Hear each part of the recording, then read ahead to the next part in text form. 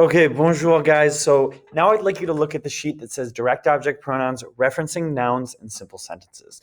This is going to be a little bit of review since we went through conceptually and very thoroughly to make sure we understood direct object pronouns and how they differ between French and English, but also how they even work. What is an object versus a subject?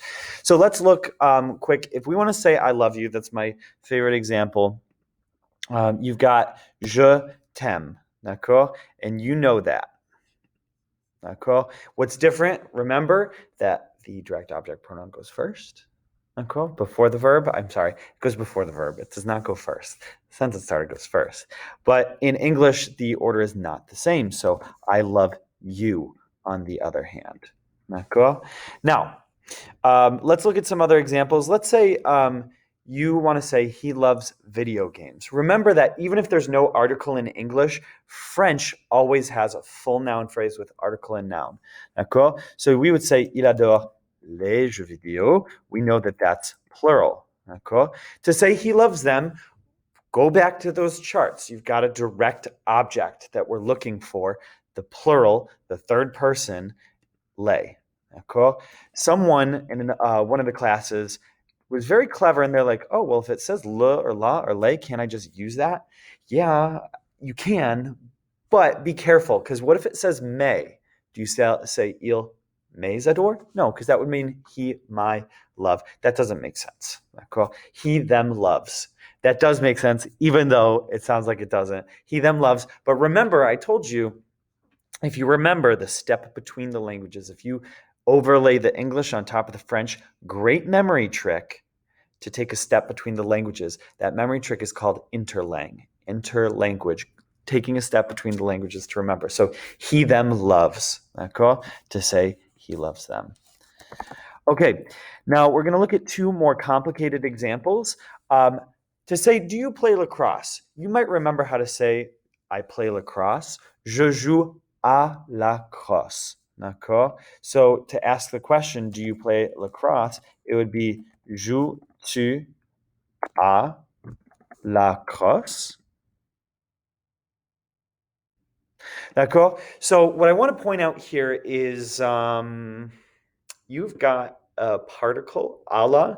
You might see O, A-U, if it's like je joue au hockey. D'accord? Joues-tu au hockey? And when you hear O, you still know that it's masculine. So you would say, oh, I do play it. Well, I do like it. Or let's say you want to say, I hate hockey. Je le déteste. I hate it. D'accord? With lacrosse, if I'm saying, yeah, I prefer it, what gender is lacrosse? Even though you have a la there, you're just using la. D'accord? Remember, that's the word. Study those words as vocab and just use those words. D'accord? Now, let's look at another example. We want to say, what do you think of the movies? That's another thing that you learned in the junior high. For of the, you say du. D'accord? So you might remember saying, je joue du piano. I don't know if you remember saying that because you have to say, I play of the piano. But you did remember, or you did learn du. And that I know. Du, de la, de. Now, looking at du, just like I was saying with Allah or O, you have to be able to tell the gender based on what you see. So if you say du, are you going to say nous, du, détestons? No. You can tell that du cinéma is like that because it's usually le cinéma. Okay? So since it's le cinéma, if you want to say, oh, we hate it. We hate the movies. We hate it. Nous le détestons. D'accord? And I recommend going through and just as a reminder to yourself, hang on, what is the subject in any of these sentences? Remember that we square the subject, the sentence starter. So it's il, it's je, it's nous. With these questions, I used a special form that's called verb inversion. You'll learn that later in the year. So the subject is actually tu. You flip-flopped them. I don't know if you ever did that in the junior high, but that one's tricky. Yes, they are usually the sentence starters. I'll try not to use those flip-floppy questions so that you can more easily identify. However, I would still expect you to be like, oh, wait, joue's the verb. That's what I'm going to shark tooth underline. So what up? Cool. So I'm just doing a few of these examples, pointing out the verb. D'accord? Que penses-tu? And then the subject. Oh, sorry, the object. That's the target. Remember, that's why it looks like an O. So we're going to O the object.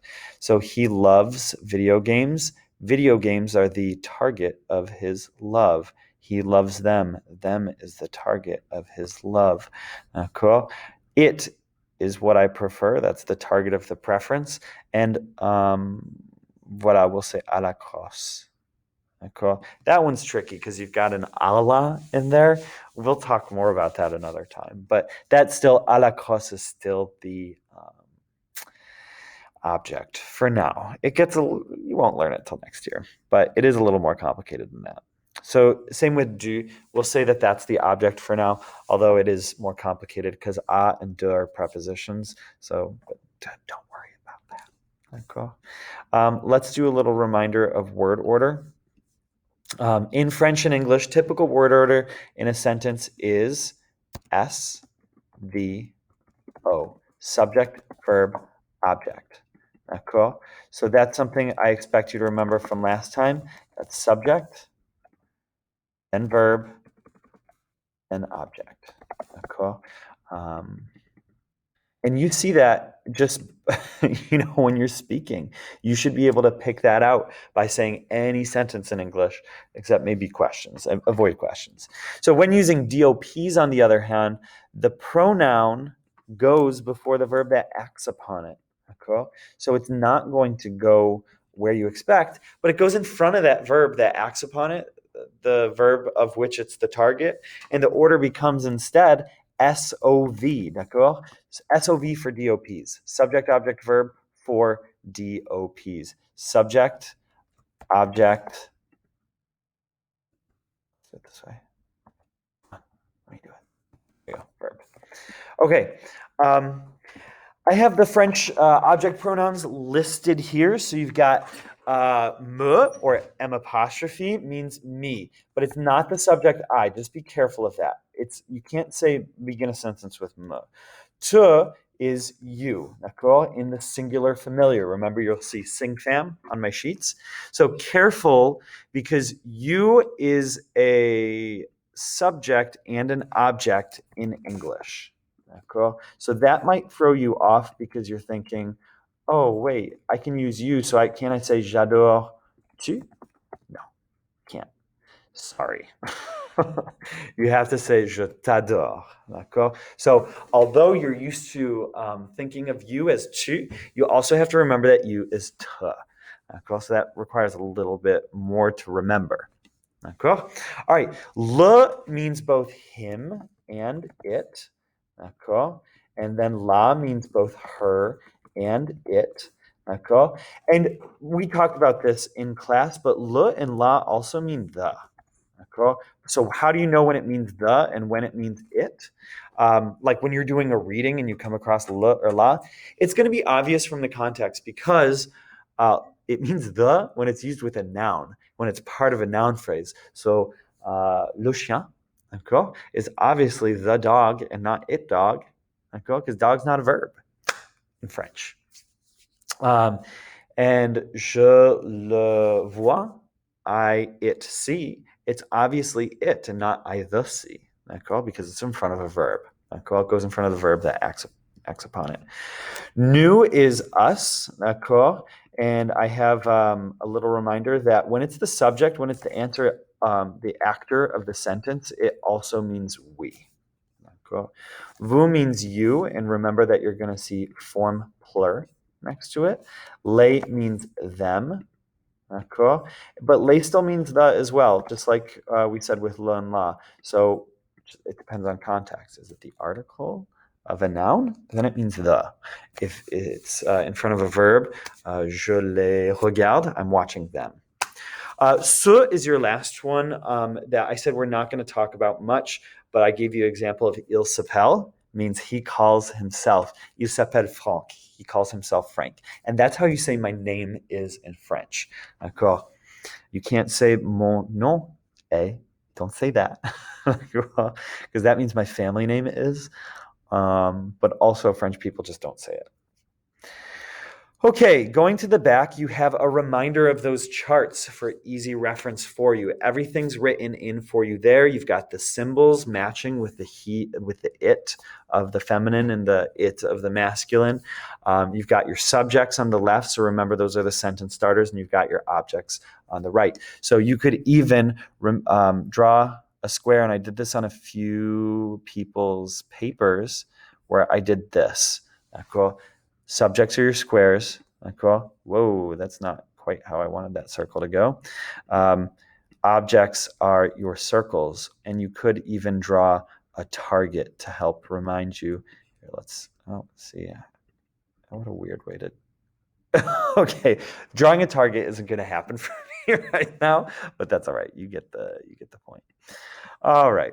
Now, coming down here, I'm just going to do one of these with you, and then the rest of them you're going to want to plug into the Google form to check your answers. That will be taken as a homework assignment. I'm not grading you on whether or not you have it accurate. You should be able to check your answers and then fix it on your paper. S'il vous plaît. So, you see I love you here. It's a little bit more complicated than the other sheet because I gave you the verb, but I didn't put it in order for you. So if you want to say I love you, you know that the sentence starter, your square goes first. In fact, some of you may want to draw the square just to remember that the order is in French SOV. D'accord? Okay, so what am I going to put in the square? Well, I see I in my square chart, my subject chart, je. You. Am I going to choose te or vous? Well, you see sing fan, singular familiar. So that's going to be, remember, choosing from the target chart, te. Cool. And then I conjugated the verb for you. I'm so generous. I'm so nice. Oh, man. Did I mess it up? I sure did. But you know what? I did it on purpose. Some of you may have had the foresight to be like, oh, the verb starts with a vowel. I'm going to go ahead and write T apostrophe. But if you did not have that foresight, as I did not just now, or because I did it on purpose to teach you, wink, you're going to do T apostrophe. Okay? And it's good to go back and check. Like, there you go. Me as a teacher, I'm going back to check my work because I was moving too quickly. And I paid the price. I got it wrong for a second, but then I fixed it. Okay, so je t'aime. I love you. I hope you and your seats at home are going, oh, thanks, Mr. Boutron. That's so nice. Je t'aime. Cool. All right, please reach out to me if you have any questions. Et voilà. Au revoir.